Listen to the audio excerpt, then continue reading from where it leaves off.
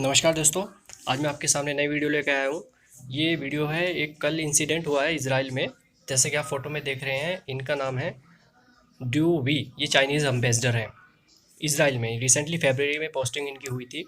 इनकी as 57 year old है और ये कल अपने घर में सस्पिशियस कंडीशंस में डेड पाए गए हैं सुबह। इन्वेस्टिगेशन एजेंसीज जो मोसाद है और वेरियस डिटेक्टिव एजेंसीज हैं वहाँ की, इसराइल की, उनका कहना है कि ये तो एक नॉर्मल डेथ है और हम कंटिन्यूस पे इन्वेस्टिगेट कर रहे हैं जैसे कि होता है।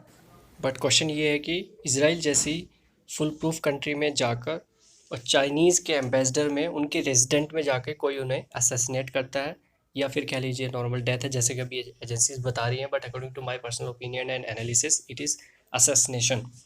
और अगर कोई मोसाद जैसे डिटेक्टिव एजेंसीज जो कि इसराइल की है, उनके बीच में जाके कोई एक इस काम को अंजाम दे सकता है, वो है सिर्फ CIA, that is central intelligence agency of United states of America. और अब आप सोच रहे होंगे कि CIA और USA ऐसा क्यों करेंगे।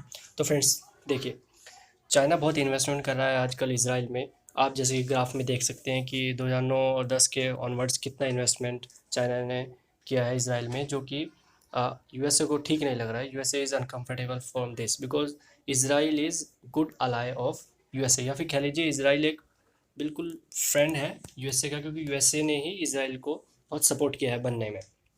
ये सिमिलर पैटर्न है जो चाइना अप्लाई कर रहा है नेपाल और इंडिया के बीच।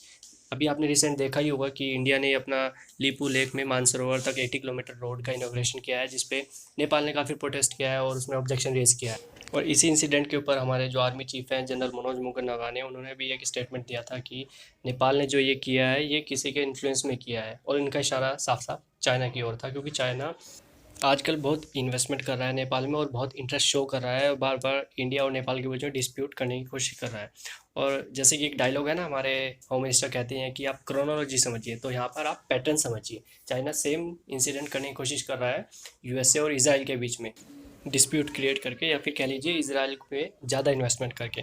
अब बैक टू द पॉइंट, जो ये डेथ हुई है इसका क्लू हमें एक और विजिट से मिलता है। जो ये लेफ्ट साइड आप देख रहे हैं, ये माइक पोम्पियो हैं, US सेक्रेटरी ऑफ स्टेट। इन्होंने विजिट किया है इसराइल को एक हफ्ते पहले। अब एक न्यूज़पेपर ने ये बात पॉइंट भी की थी कि ऐसी स्थिति में जब USA में इतने महामारी हो रही है कोरोना वायरस की और लाखों लोग मर रहे हैं, इतनी क्रिटिकल सिचुएशन है, और ऐसी सिचुएशन में उनको क्या ज़रूरत आन पड़ी कि उन्होंने इतने शॉर्ट नोटिस पे इसराइल को विजिट करना पड़ा। अब अगर मान भी लेते हैं कि अगर ये असैसिनेशन है, तो USA ने ऐसा करके एक तीर से दो निशाने लगा दिए हैं। पहला ये कि एम्बेसडर की जो डेथ हुई है, अब चाइनीज़ क्वेश्चन करेंगी इसराइल से कि you are answerable for death of our ambassador in your country. और दूसरा, अब USA ने चाइना को स्ट्रॉन्ग मैसेज पहुंचा दिया है कि आप दुनिया में अपनी मनमानी नहीं कर सकते। So friends, that's it for today. To know more about these type of background incidents, keep in touch. Till then, wish you good luck. Do subscribe, like and share. Thank you.